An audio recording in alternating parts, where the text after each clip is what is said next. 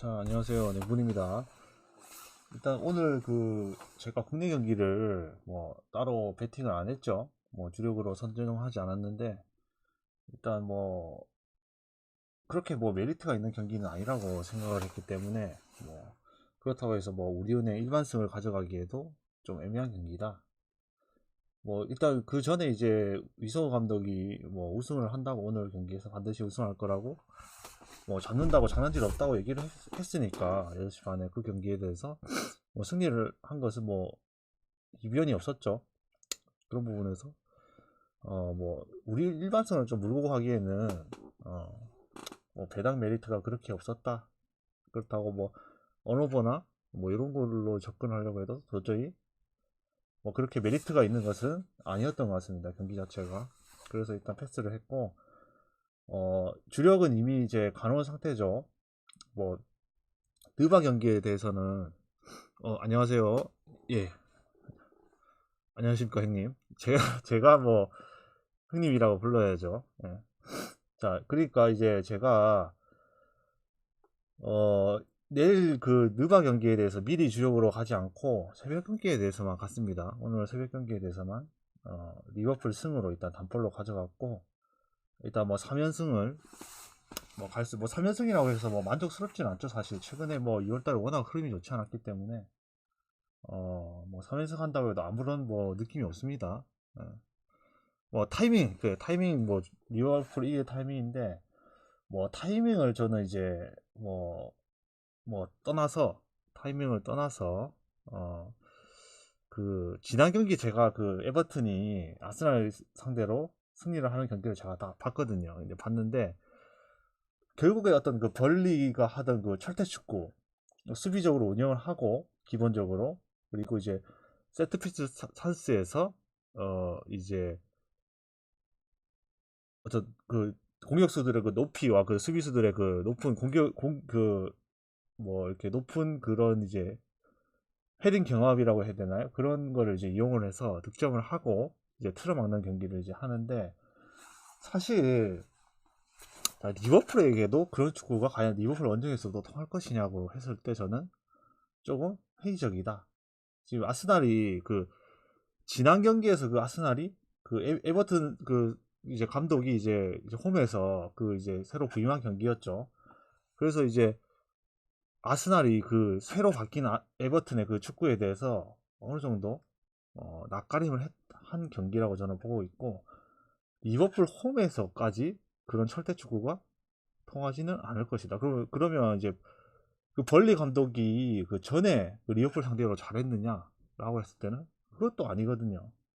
그런 축구를 가장 잘 부술 수 있는 축구를 구사하는 게 클롭이라고 보고 일단 그 리버풀의 그 클롭 감독의 리버풀에 있어서 에버튼이 그렇게 철퇴 축구를 한다고 해도 리버풀 원정에서 득점 그를 좀 바라기는 좀 어려운 부분이 있지 않는가라고 해서 저는 이제 에버튼이 골을 넣더라도 한 골 정도라고 보고 리버풀은 한 골 내지 두 골 이상을 충분히 해줄 수 있다고 생각하기 때문에 이번 경기에서는 리버풀이 어느 정도 개선된 경기력을 보여줄 거라고 생각하고 이제 리버풀 승으로 갔고 사실 그 리버풀 승이 이제 올릴 수밖에 없는 경기긴 하죠. 뭐 에버튼이 뭐 지금까지 보여줬다고 해도 결국에는 궁극적인 부분에서도 예. 누가 보면서 혹시 내일 챔스에 대해서도 제가 괜찮은 경기가 있으면 일단은 뭐 분석을 해서 가져갈 수 있는 경기는 당연히 가져가야죠. 축구는 제가 굳이 사실 승패로 접근을 하기보다는 이제 언오버나 아니면 뭐 양반 패스를 주로 이제 축구에 대해서는 이제 가져가는 편인데 그 타이밍이 맞으면 일반승도 뭐 오늘 같이 리버풀승 뭐 이런 것도 좋아 보이면 가져가는 게 맞죠. 내일 챔스도 제가 뭔가 이제 괜찮은 경기가 있다고 하면 뭐 당연히 그거를 챔스는 당연히 이제 단폴bet이죠. 단폴이기 때문에 뭐 축구랑 같이 그 NBA랑 같이 이제 묶어서 이제 갈 수도 있고 그 단폴 경기도 가도록 하겠습니다. 일단 이제 내일 이제 느바 분석부터 이제 시작할게요. 자, 이 경기가 이제 제가 첫 경기인데 자 클리블랜드 샌안토니오 일단 지금 1.01이라는 거, 자 1.01 이거 메리트가 있을까요? 1.02 물론 이제 1.02 당연히 들어와야 되고, 이제 뭐 축으로 가져갈 경기면 이제 그러니까 다른 경기와 묶어서 이제 갈 거기 때문에 사실 1.01이라는 거는 뭐 납득이 되는 배당이긴 하죠. 왜냐면 지난 경기에서 자 이 두 팀의 경기에서 샌안토니오가 석연치 않게 이겼었죠. 1점 차로. 석연치 않은 그 경기였습니다. 그 경기 자체가. 그래서 이 경기는 홈에서 당연히 클리블랜드가 이기겠죠. 가져가야 되는 경기가 맞습니다.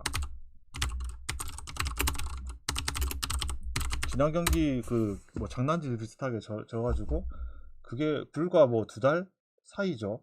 2달 상관이고, 아직까지도 이제 그 패배의 충격이 남아있죠. 그래서 이제 이 경기는 당연히 클리블랜드가 가져가야 되는 경기는 맞다. 그러면 핸디가 자 14.5다.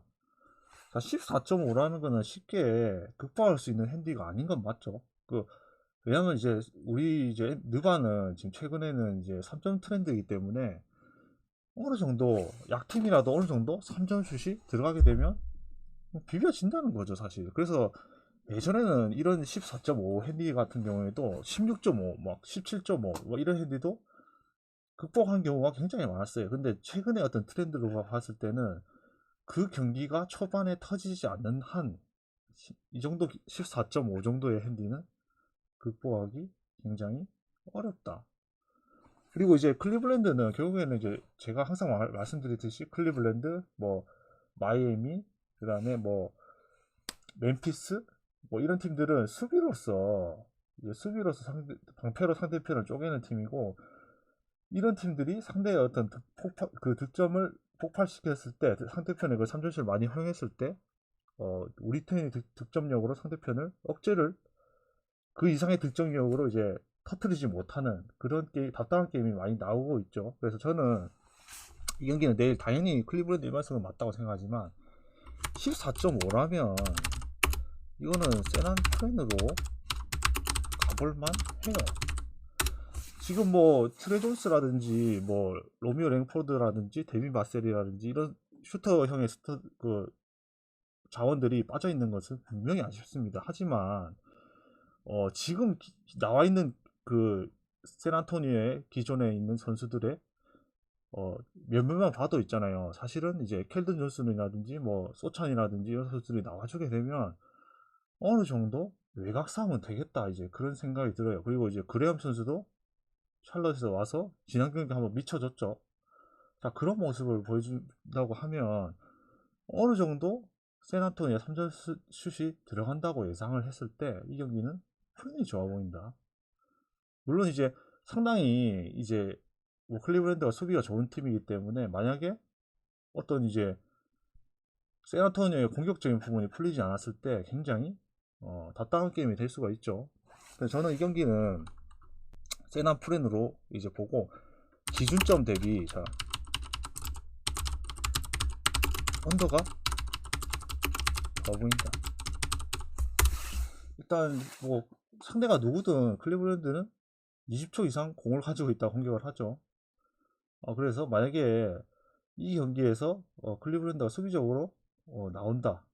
뭐 그리고 지금 뭐 소찬이라든지 켈든 존슨 선수라든지 이런 선수들이 부상에서 아직도 뭐 크게 회복한 그런 느낌은 아니다. 자, 그런 점에서 봤을 때 저는 언더가 좋아 보인다. 일단 이거는 이제 제 샌안프렌하고 언더 쪽으로 볼게요. 그리고 네.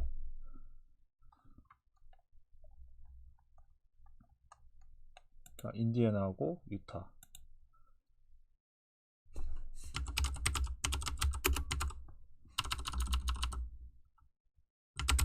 일단 이 경기를 봤을 때 할리버튼 선수가 이제 GT에 걸려있죠. 지금으로서는 뭐라고 판단하기가 어렵습니다. 근데 이제 지금 이제 유타도 지금 뭐 탱킹을 선언했죠. 유타. 자, 유타가 탱킹을 선언했다고 봐야 되죠. 그래서 아직까지는 이제 뭐 클리블랜드 아니 저기 유타랑 이제 인디애나 이런 팀들이 지금 아슬아슬하게 탱킹권에 이제 걸쳐 있는 팀들인데 이 두 팀 중에 어느 팀이 더 승리에 좀 절실을 한다고 했을 때는 저는 최근에 연패를 하고 있는 인디애나가 좀 더 홈이기도 하고, 그래서 홈이기도 하고 최근에 연패에 빠져 있고 유타는 이제 승률을 내려야 되는 입장이 있기 때문에 지금 뭐 마이클 콘리라든지 이런 선수들을 다 판매를 한 부분, 뭐 그런 부분을 봤을 때는 저는 이 경기는 인디애나 홈승이 좋아요. 마이는 뭐 모르겠고, 마이는 별로 기준점 대비 배당이 좋기 때문에 인디애나 일관승만 가져가도 충분히 좋은 것 같아요. 일관승 가져가고, 근데 만약에 할리버튼이 안 나온다 그러면 당연히 패스를 해야죠. 이제 언어버도 기준점이 굉장히 높은데 저는 이 경기도 언더가 좋아 보여요. 유타의 원정에서의 어떤 야투 기복이 나타날 수 있는 경기, 그리고 인디애나가 연패를 끊기 위해서 어느 정도 이제 수비에도 신경을 쓸 것 같습니다. 그래서 언더가 좋아 보여요. 자, 필라델피아하고 이제 휴스턴인데, 필라델피아도 이제 1.01을 받았죠. 근데 최근에 어떤 경기력을 봤을 때 1.01을 받을 만한 그런 뭐 경기력은 아니었던 것 같은데, 상대편이 원정 휴지다. 상대편이 원정 휴지라는 점 때문에 1.02를 받았습니다. 1.01은 조금 의미이긴 한데, 그래도 필라 일관성을 의심을 할 수는 없겠죠. 자, 그러면 자, 내일 경기에서 이제 핸디를 이제 접근했을 때 저는 핸디도 이제 14.5라는 핸디, 14.5라는 핸디, 이거 뭐 쉽게 극복할 수는 없을 것 같아요. 뭐 일단은 뭐 필라델피아가 휴스턴의 어떤 상위 호환 팀이긴 한데 좀 비슷한 그 운영을 하는 팀들이죠. 이 팀들이 가드진에서 어떤 돌파, 그리고 센터가 이제 플레이메이킹을 어느 정도 할 수 있는 선수들, 엔비드와 센군 선수들, 그리고 휴스턴도 기본적으로 수비가 뭐 필라델피아만큼 수비가 되는 팀은 아닌데 그렇게 빠른 페이스의 농구를 추구하는 팀은 아니죠. 자, 그런 점을 봤을 때 좀 비슷한 구성을 가지고 있다고 봐야 되는데, 필라델피아는 그 휴스턴의 완벽한 상위 호환이다. 자, 그런 점에서 봤을 때 저는 이 경기가 14.5는 쉽게 극복할 수 없긴 한데, 그래도 필라델피아가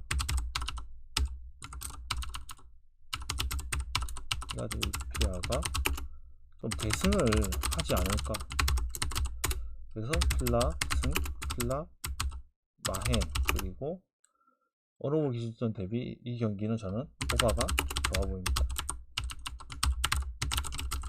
오바가 좋아 보이는 이유는 일단 필라델피아가 홈에서 어느 정도 야투가 터져줄 거라고 이제 생각이 되고, 뭐 휴스턴도 마찬가지입니다. 그 필라델피아의 수비가 좋긴 하지만 어느 정도 이제 이 경기는 외곽에서 골밑에서 그 엔비드가 존재하는 골밑을 비빌 수는 없는 부분이기 때문에 그 휴스턴도 외곽적인 부분에 신경을 많이 쓰면서 경기 운영을 할 가능성이 크다. 외곽 공격을 주로 많이 할 것 같아요, 내 경기에서는. 그래서 저는 오바가 좋아 보인다. 자, 샬럿하고 애틀인데 지금 기준점 준 걸 보니까 이 경기는 저는 이제 샬럿이 최근에 그 플런리를 판매한 이후에 그냥 뭐 시즌을 버렸죠.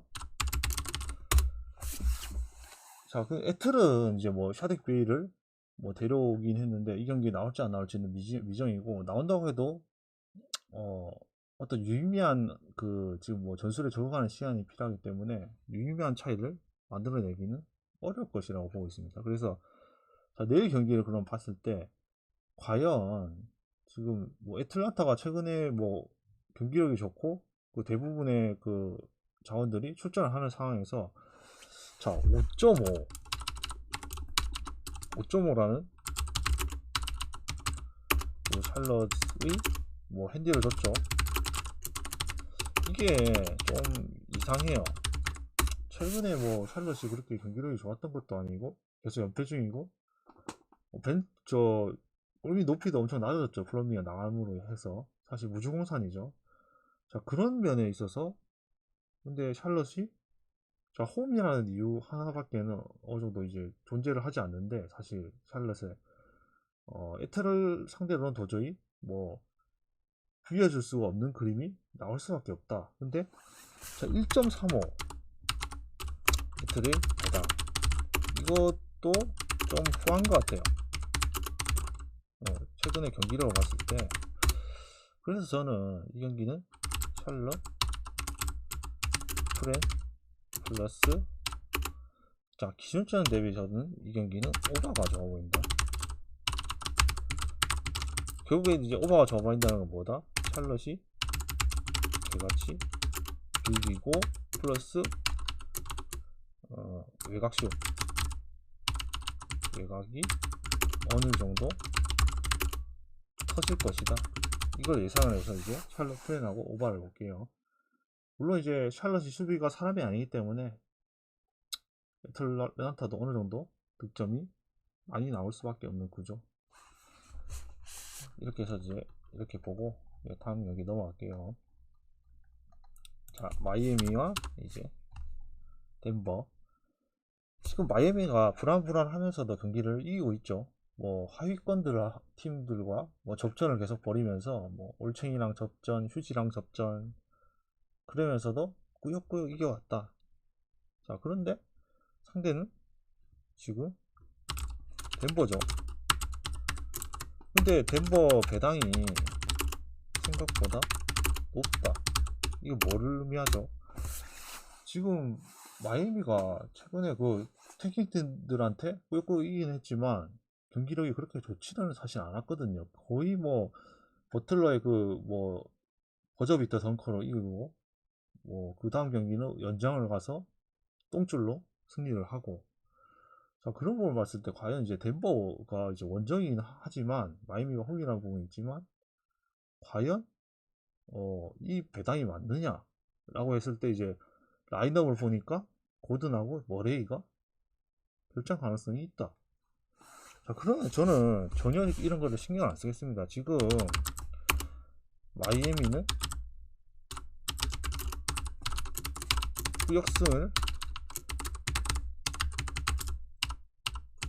하긴 했지만 마이애미가 역승을 하긴 했지만 지금 덴버한테는 뭐 결장자 요키치가 G3에 안 걸려있죠. 요키치가 나오면 돼요. 사실 나머지 선수들은 부품일 뿐이에요. 사실 머레이 선수나 고든 선수가 자, 머레이 그 다음에 고든이 다 안 나온다고 해도 저는 덴버 역배 또는 프렌을 가는 것에 전혀 두려움이 없다. 이 경기 그냥 마이애미가 저는 그거 블로아웃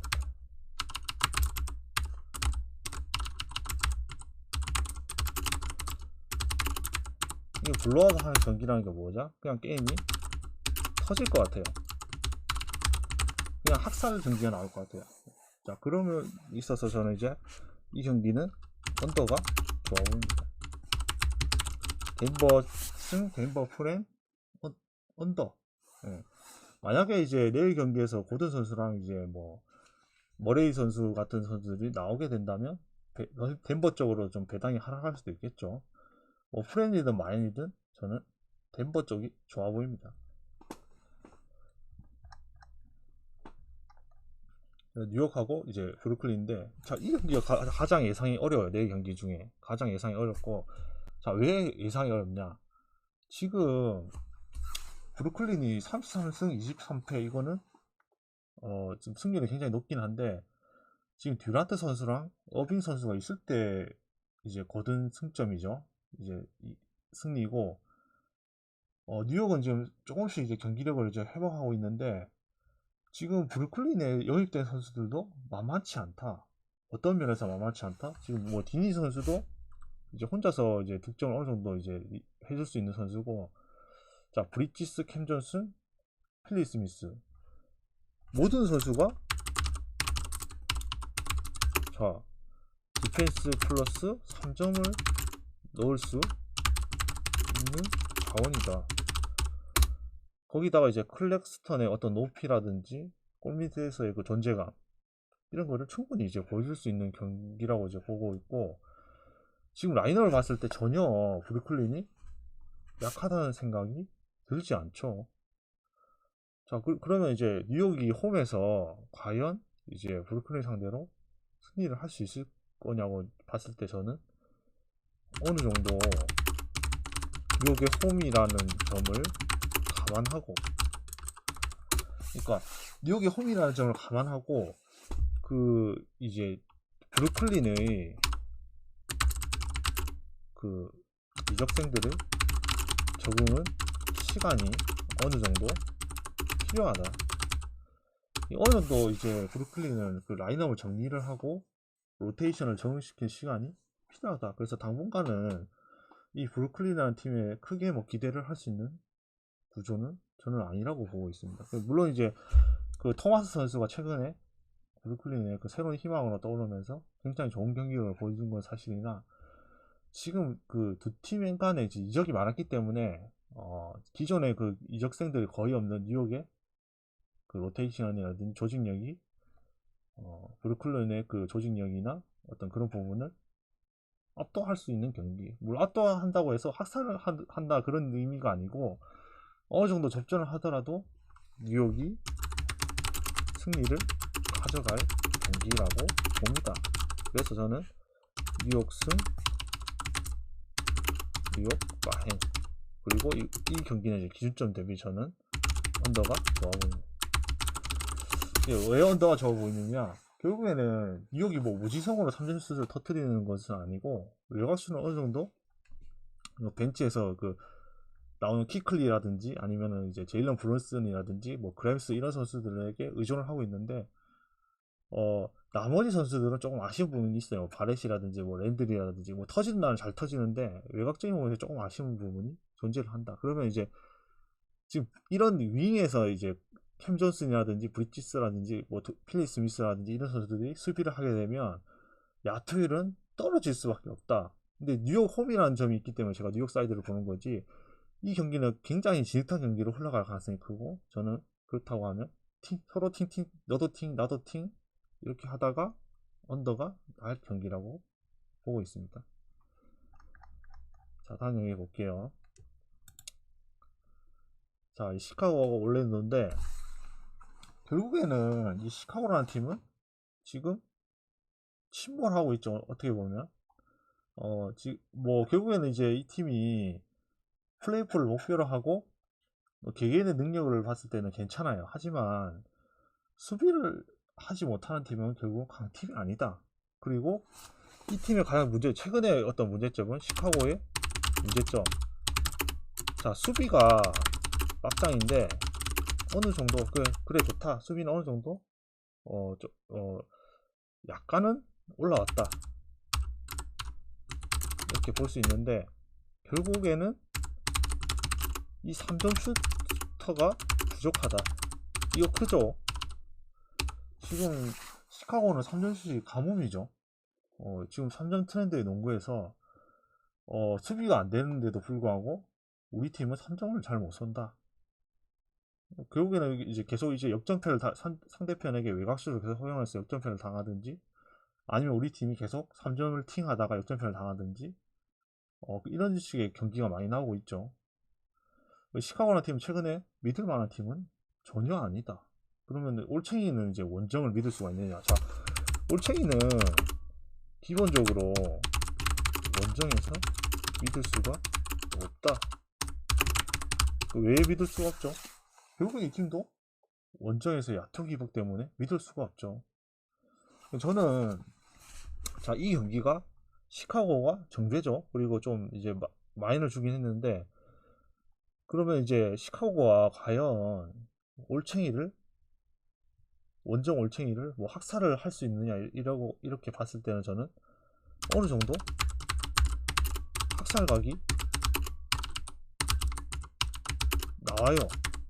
왜 나오냐면 이제 이 경기 올챙이 플랜을 볼 수도 있는데, 저는 시카고 마인을 본 이유가 지금 이제 라인업 구성을 봤을 때 지금 뭐 올챙이가 유의미하게 뭐 외곽으로 시카고를 압도할 수 있는 그런 구조는 팀은 전혀 아니라고 보고 있고, 결국에는 이제 드로잔이라든지 라빈이라든지 이런 선수들의 공격력을 어느 정도 올챙이가 억제를 해줘야 되는데, 지금 윙에서의 수비는 지금 올챙이도 별로 좋지는 않죠. 그래서 내일 경기에서는 라빈이나 드로잔이 많은 점수를 기록할 수 있다.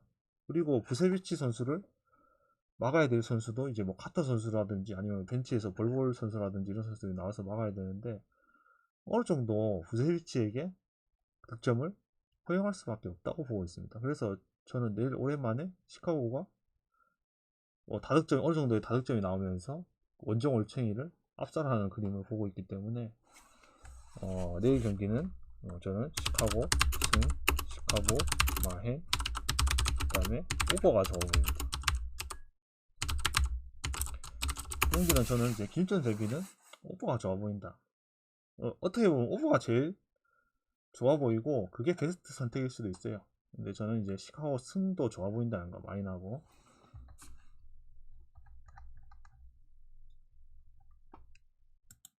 자, 이제 오클라호마랑 이제 뉴올리언스인데, 뉴올리언스도 잉그램 선수가 복귀를 하고 어느 정도 적응을 하면서 경기력이 좋아지고 있죠. 이제 자이언 윌리엄스만 이제 복귀를 하면 치고 올라갈 수 있는 팀의 구조. 그리고 이제 오클라호마도 빌저스 알렉산더가 이제 플레이오프만 가면 이제 퍼스트 팀에 들어갈 수 있는 그 정도 실력으로 올라온 것 같아요. 지금 퍼스트 팀에 들어갈 수 있다 없다로 지금 갑론을박이 벌어지고 있죠. 그런데 저는 충분히 빌저스 알렉산더라는 선수는 퍼스트 팀에 들어갈 수 있는 실력을 갖추고 있다고 보고 있습니다. 왜냐하면 기본적으로 이 선수가 득점 루트가 굉장히 다양해요. 외곽슛도 가능하고 돌파에서 잡빙도 잘하고 뭐 패스도 잘하고 그런 면에서 이제 모든 그 육각형의 선수가 됐죠. 수비가 조금 아쉽긴 한데 그 부분도 어느 정도 이제 개선이 되고 있죠.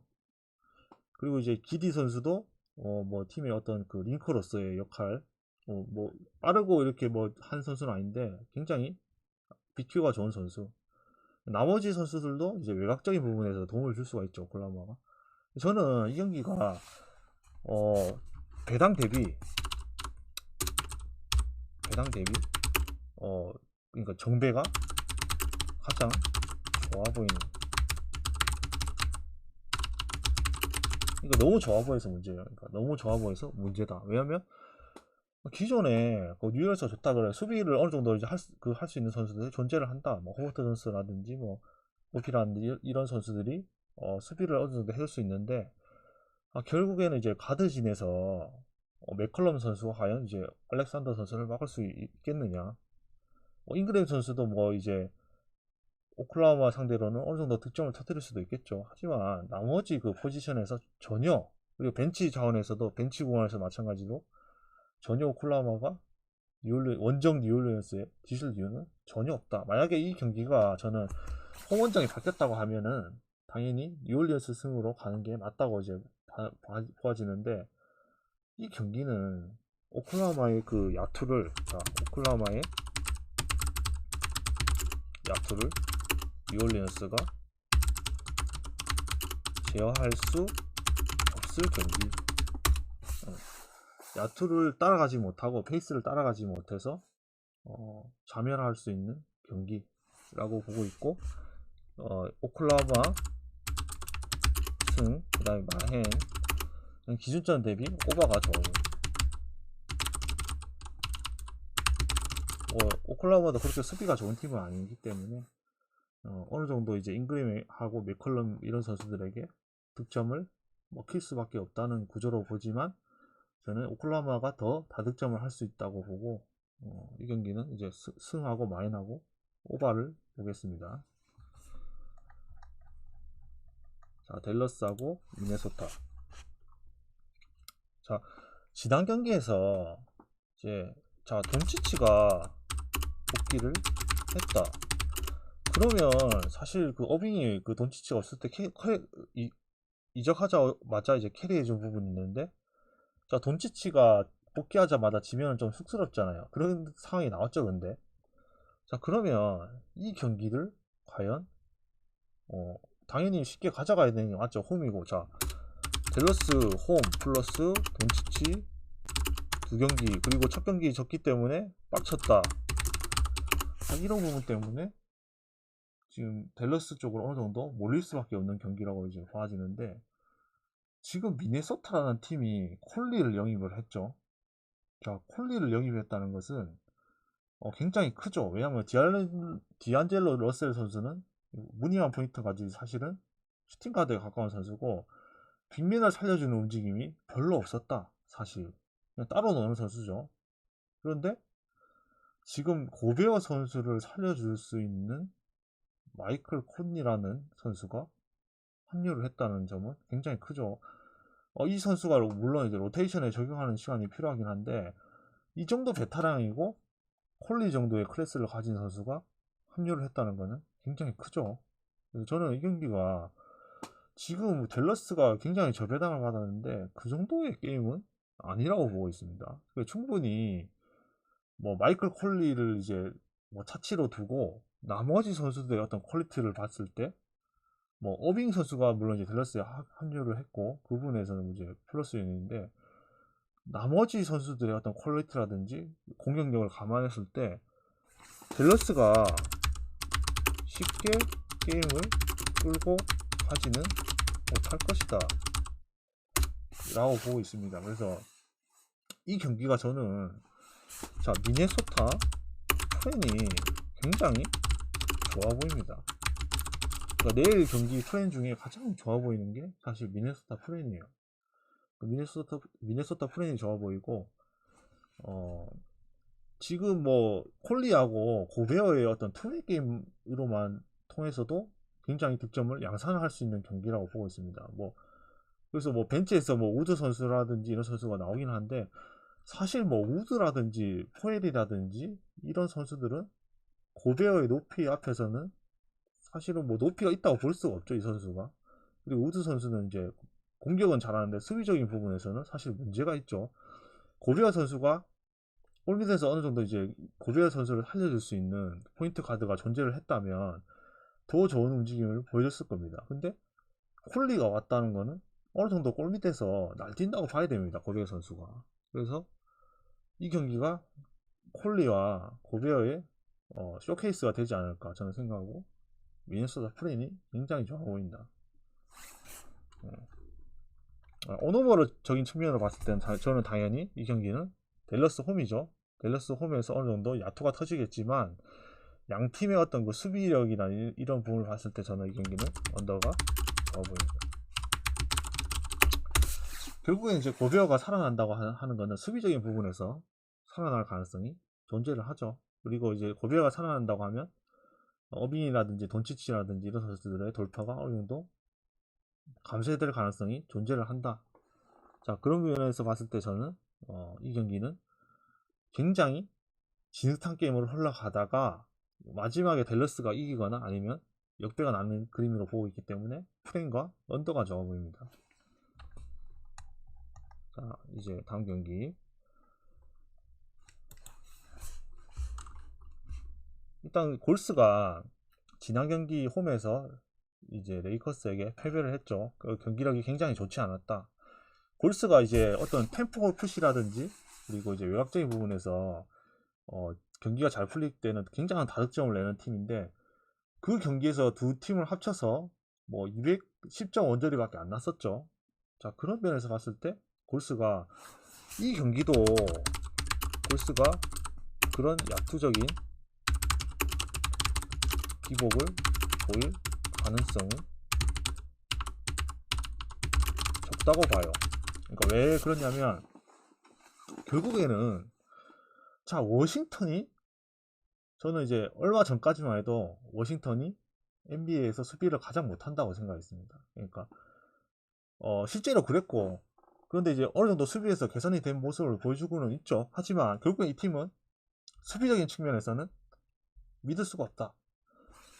자, 그러면 내일 경기 이제 위긴스가 나올지 안 나올지는 모르겠지만, 위긴스가 만약에 안 나온다고 해도 이 경기는 굉장히 저는 빠른 페이스와 다득점 농구가 벌어질 거라고 보고 있습니다. 그래서 저는 이제 이 경기에서 가장 좋아 보이는 것은 오바가 가장 눈에 들어오고요.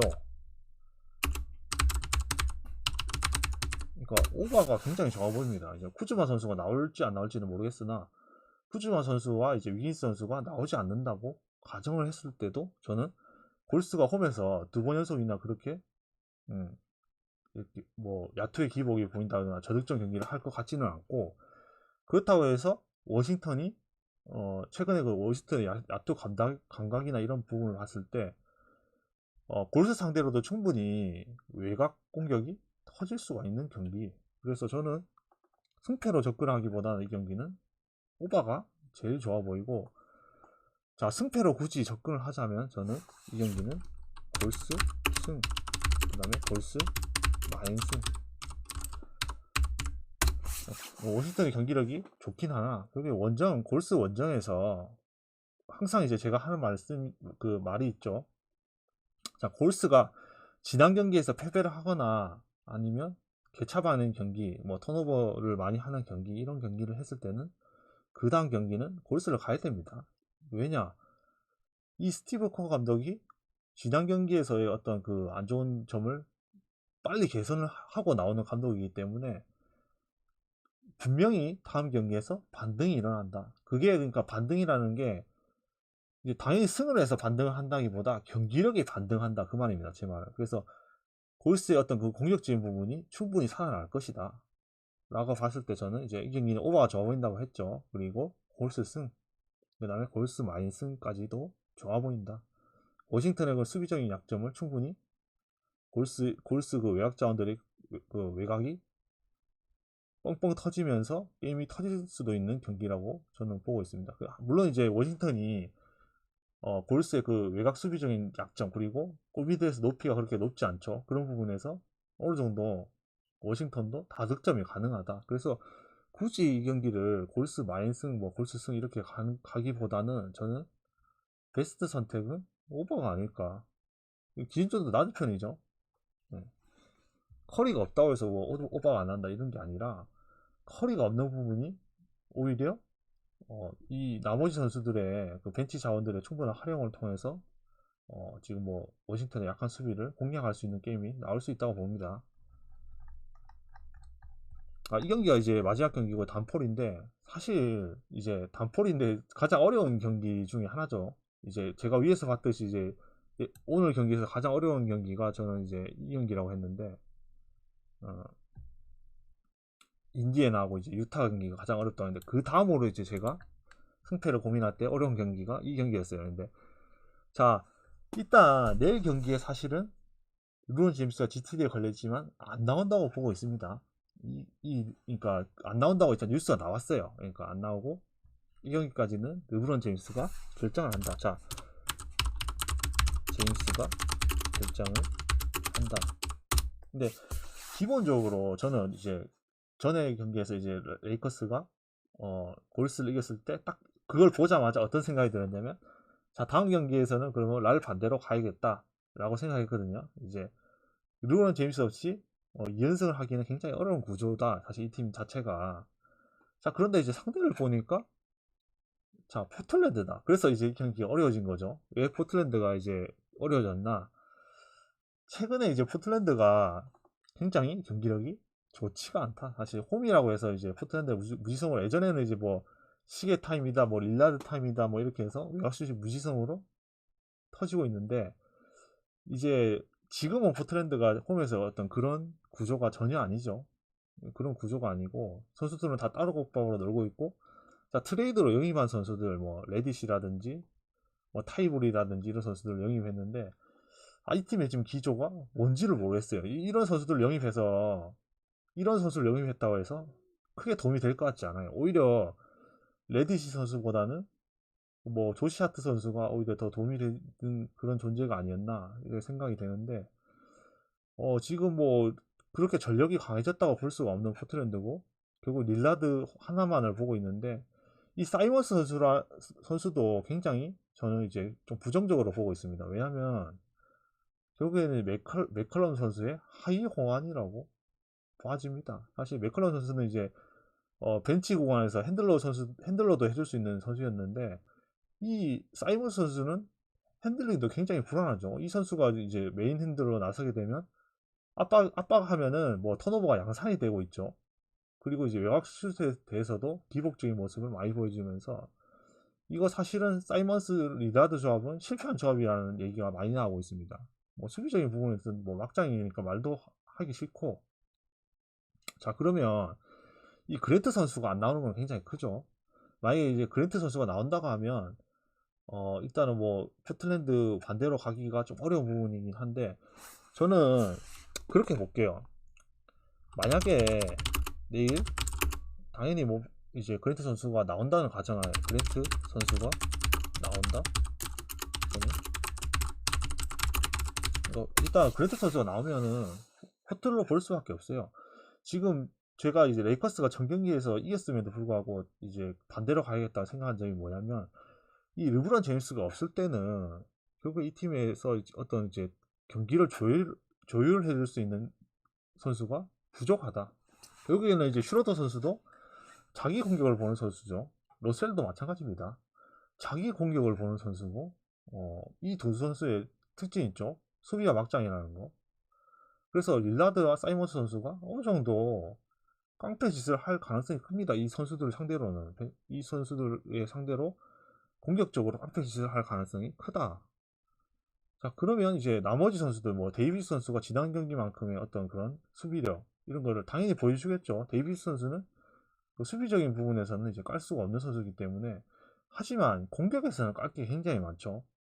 최근에 어떤 데이비스의 그 공격에서의 적극성 부족이 굉장히 이제 부족하죠. 그러니까 데이비스 정도의 선수 클래스면은 골밑에서 찢어줘야 되는 게 맞는데, 지금 몸싸움을 기피하고 있고 부상 이후로 골밑에서 비벼주는 모습이 안 나오고 미들 점퍼나 3점슛으로 공격하는 그런 장면이 많이 나오고 있죠. 이렇게 해주면은 사실은 어느 정도 이제 그 갈매기에, 우리가 알고 있는 그 갈매기가 다른 플레이를 보여주고 있다는 건데, 내일 경기에서 르브론 제임스가 없는 상황에서 과연 이 경기를 조율하면서 갈매기를 살려줄 수 있는 빅맨이 존재를 하느냐 라고 했을 때 저는 굉장히 회의적입니다. 이제 갈매기한테 새우깡을 떠먹여줘야 되잖아요, 사실은. 근데 새우깡을 던져줄 수 있는 가장 큰 고객이라고 해야 되나요? 고객이라고 해야 되나요? 그러니까 가장 큰 사람인 르브론 제임스가 안 나온다. 저는 그래서 지난 경기 골스전과 같은 그런 경기를 절대로 나올 수 없다고 생각하고 있기 때문에, 이 경기는 패틀승으로 볼 수밖에 없다. 마이는 이제 좀 불안하고, 사실 마이는 뭐 어떻게 될지 모르니까 패틀승으로 접근하고, 패틀승도 충분히 배당 메리트가 있다고 보기 때문에 뭐 단풀 경기로 그냥 패틀승 까놓고 릴라드, 사이먼스가 러셀이나 이제 슈로더 이 선수들에 비해서 전혀 뛰지는 선수들이 아니죠. 사실은 이 두 선수의 그 재능의 합을 합쳐봤을 때 슈로더 러셀의 재능의 합이 크냐, 아니면은 릴라드 사이먼스의 재능의 합이 크냐라고 했을 때 저는 당연히 릴라드랑 사이먼스의 재능이 합이 크다고 생각합니다. 그래서 충분히 이 백코트를 찢을 수 있는 선수들이에요. 사실 릴라드 선수가 이제 외곽슛이 어느 정도 터지게 되면, 지금 레이커스의 어떤 정리되지 않은 라인업, 지금 이제 레이커스는 라인업을 정리를 해야 되죠. 트레이드를 영업한 선수들이 많기 때문에 밴더빌트라든지 그 벤치에서 나오는 가브리엘이라든지 이런 선수들의 교통 정리를 해줘야 되는 시점이죠. 자, 그래서 충분히 저는 이 경기가 벤치에서는 레이커스가 어느 정도 이제 비빌 구석이 존재를 하지만, 이 선발 라인업을 봤을 때는 저는 이 포틀랜드의 많은 결장자들, 근데 이제 그랜트 말고는 이 선수들이 싹 다 결장하더라도 큰 지장이 없다고 저는 생각하고 있고, 이 경기는 당연히 포털 적으로 봐야 되지 않는가, 일단 그렇게 보고 있습니다. 이렇게 오늘 르바 분석 정리하고, 자, 일단 제가 리버풀 승을 주력으로 갔죠. 이거 리버풀 승 들어오는 거 보고, 만약에 뭐 리버풀 승이 들어오면은 3연승이죠. 그 다음에 르바 경기에 대해서는 제가 리버풀 경기가 끝나고 난 후에 한 8시경에 아침에 배팅을 할 수가 있기 때문에 느바는 그 경기들이 리버풀의 경기가 그 결과가 나오고 난 후에 제가 주력을 다시 선정을 해서 느바 무조건 주력으로 갈 겁니다. 내일 주력으로 가고 뭐 이걸 단폴로 갈지 아니면 국내 경기랑 같이 묶을지 아니면 느바 경기끼리 묶을지 결정을 한 후에 제가 게시판에 다시 올리도록 하겠습니다. 항상 이제 뭐 즐겨찾기 설정해 주시고 게시판이나 이런 데 제가 방송을 시작하게 되면 알림이 가기 때문에 제 픽을 무조건 따라가라는 건 아닙니다. 그 픽을 보시고 참고를 하시고 제가 이 영상을 또 유튜브에 올릴 텐데 유튜브 보시는 분들도 그 아프리카 TV 그 게시판 저 즐겨찾기 하시면 제가 주력을 항상 전체를 공개를 해놓고 있습니다. 그래서 아무나 다 보실 수 있고 자 그런 부분에서 참고가 됐으면 좋겠습니다. 자 방송 봐주셔서 감사하고 내일 다시 아침에 다시 게시판으로 찾아오도록 하겠습니다. 감사합니다.